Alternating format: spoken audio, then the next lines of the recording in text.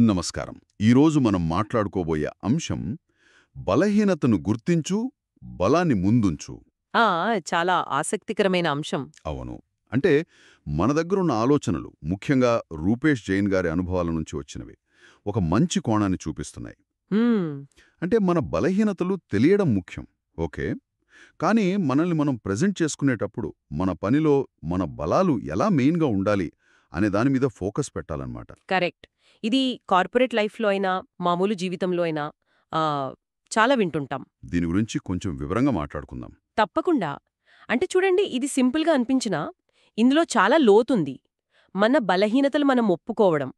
అది self అవేర్‌నెస్‌కి basic. నిజమే. అది లేకపోతే మనం ఎక్కడ ఇంప్రూవ్ అవ్వాలో తెలీదు కదా! కానీ వేరే వాళ్ళతో డీల్ చేసేటప్పుడు, మన పనిని చూపించేటప్పుడు, మన ఇంపాక్ట్, మన రికగ్నిషన్ ఇవన్నీ ఎక్కువ మన బలాల మీదే ఆధారపడి ఉంటాయి. అవును. మన ఎనర్జీని ఎక్కడ ఫోకస్ చెయ్యాలి అనేది ఒక స్ట్రాటజిక్ డెసిషన్ ఇది. ఇక్కడ నాకొక ప్రశ్నొస్తోంది. అంటే బలహీనతలను అసలు పట్టించుకోవద్దనా? కంప్లీట్‌గా వదిలేమనా? ఆ, ఫర్ ఎగ్జాంపుల్, ఒకరి కమ్యూనికేషన్ స్కిల్స్ కొంచెం వీక్‌గా ఉన్నాయనుకుందాం. హ్మ్, అది వాళ్ళ కెరియర్‌కి అడ్డంకిగా ఉంది. సరే. దాన్ని ఇంప్రూవ్ చేసుకోకుండా కేవలం వాళ్లకున్న వేరే బలం, మేబీ టెక్నికల్ స్కిల్స్, హ్మ్, దానిమీదే ఫోకస్ పెడితే సరిపోతుందా? హ్మ్. ఇది ప్రాక్టికల్‌గా ఎలా వర్కౌట్ అవుతుంది? చాలా మంచి ప్రశ్న అడిగారు. బలహీనతలను పూర్తిగా ఇగ్నోర్ చేయమని కాదిక్కడ ఉద్దేశ్యం. అస్సలు కాదు. ఓకే. ముఖ్యంగా ఒక వీక్నెస్ మన గ్రోత్‌కి సీరియస్‌గా అడ్డుపడుతుంటే దాన్ని కనీసం ఒక మేనేజబుల్ లెవెల్‌కి తీసుకురావడానికి తప్పకుండా పని చెయ్యాలి. మేనేజ్ చేయడం అన్నమాట. అవును. దాన్ని మేనేజ్ చేయడం లేదా మిటిగేట్ చేయడం అంటారు. కానీ పాయింట్ ఏంటంటే మన టైం, ఎనర్జీలో మేజర్ పార్ట్ దేని మీద పెట్టాలి. హ్మ్.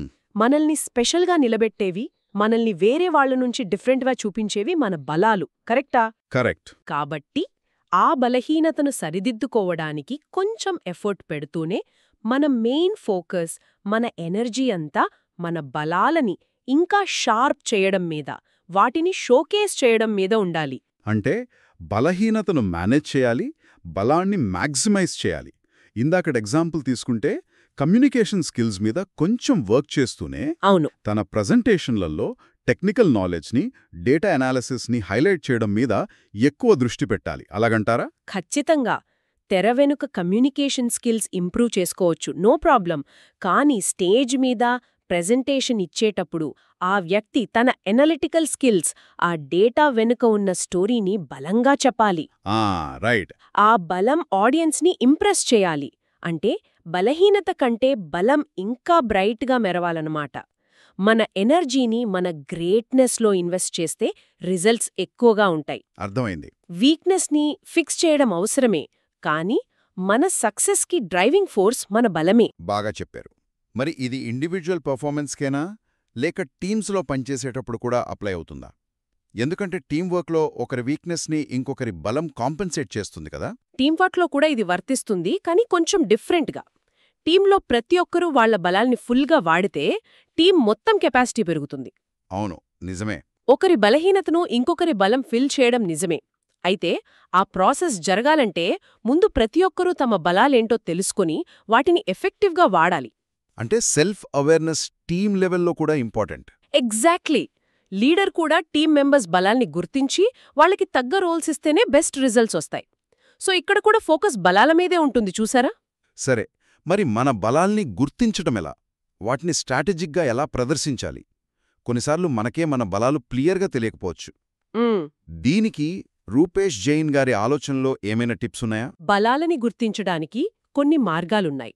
అంటే మనకు ఏ పనులు న్యాచురల్గా, ఈజీగా వస్తాయి, ఏవి చేస్తున్నప్పుడు మనం చాలా ఎనర్జెటిక్గా, ఎంతూజియాస్టిక్గా ఫీల్ అవుతాం, ఓకే. వేరే వాళ్ళు మనలో ఏ స్కిల్స్ని మెచ్చుకుంటారు, ఇలాంటి క్వశ్చన్స్ వేసుకుంటే మన బలాలు బయటపడతాయి. సెల్ఫ్ రిఫ్లెక్షన్ అన్నమాట. అవును. ఇక షోకేస్ చేయడం అంటే మన పనిలో, మన ప్రాజెక్టులో, మన మాటల్లో మన బలాలని క్లియర్గా కనిపించేలా చూసుకోవాలి. ఉదాహరణకి ప్రాబ్లం సాల్వింగ్లో బలముందనుకోండి, కాంప్లెక్స్ ఇష్యూస్ వచ్చినప్పుడు ముందుకు వచ్చి లీడ్ తీసుకోవాలి. క్రియేటివిటీ బలంగా ఉంటే కొత్త ఐడియాలు ప్రపోజ్ చేయాలి. మన బలాలు మన సిగ్నేచర్ లాగా మారాలి. పర్ఫెక్ట్. అదే పాయింట్. మన బలాలు మన సిగ్నేచర్లా మారాలి. అద్భుతంగా చెప్పారు. అంటే ఫైనల్గా చెప్పాలంటే బలహీనతలను ఒప్పుకుంటూ, అవసరమైతే వాటిని మేనేజ్ చేస్తూ, మన మెయిన్ ఎనర్జీ టైం అంతా మన బలాలని గుర్తించి వాటిని పదును పెట్టి కరెక్ట్ టైంలో ప్రదర్శించడం మీద ఫోకస్ పెట్టాలి. అంతే. ఇదే సక్సెస్కి ఆ సంతృప్తికి కూడా కీ అని మనం ఈ విశ్లేషణ నుంచి తీసుకోవచ్చు. ఖచ్చితంగా. Self awareness, strategic focus, action ఈ మూడు కలిస్తేనే ఈ ప్రిన్సిపుల్ పనిచేస్తుంది.